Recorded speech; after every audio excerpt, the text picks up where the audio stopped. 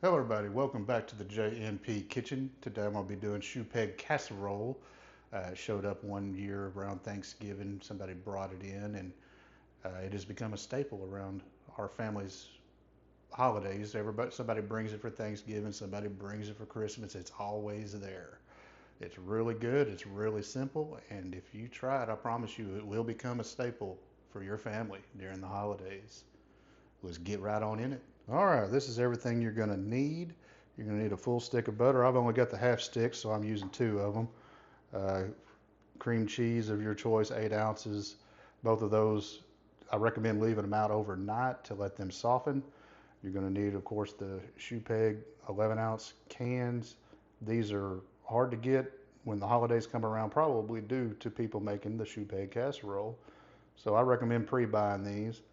You'll need a bread pan. I already went ahead and wrapped mine so it'll be easier to clean up. Quarter cup of milk, 3 tablespoons of flour, a couple jalapenos, optional. All right, let's go. All right, as I said, this is super easy. We're going to dive right into this. I went ahead and drained the corn, both cans. Jalapenos we don't need right now. We're going to set those over to the side. Pretty much just combine everything together. I'm going to add the milk and the flour together and give it a good whisking to try to get some of the lumps out of it. It's probably going to be a failed attempt, but at least it'll maybe spread it around a little better.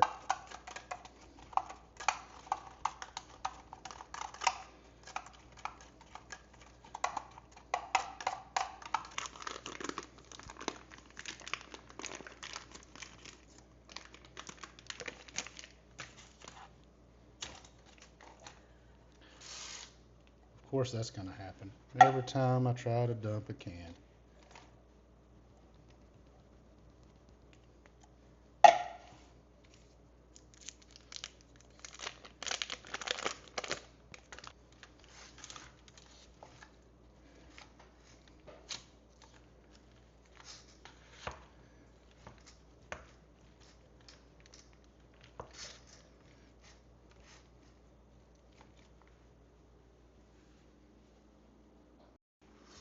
Calling it a pinch hitter.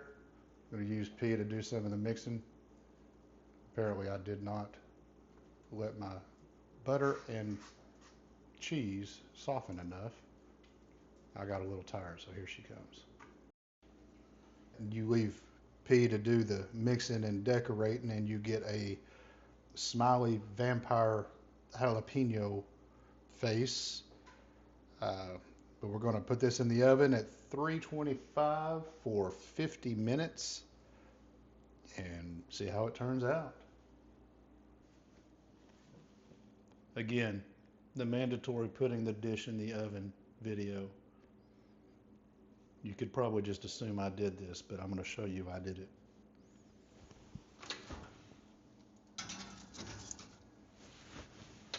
See you in 50 minutes. More like 5 seconds for you.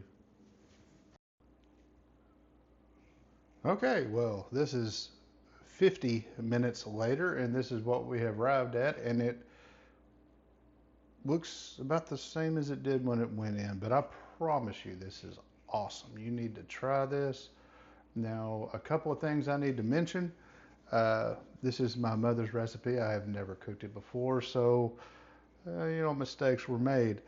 Another thing that I need to point out is that P recommended that I use a bowl for mixing as opposed to mixing in the foiled baking dish, and she's probably right there, but I didn't dirty up an extra dish, so double win.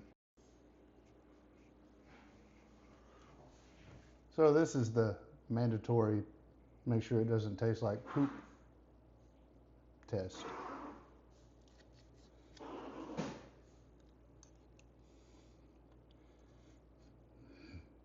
That's good.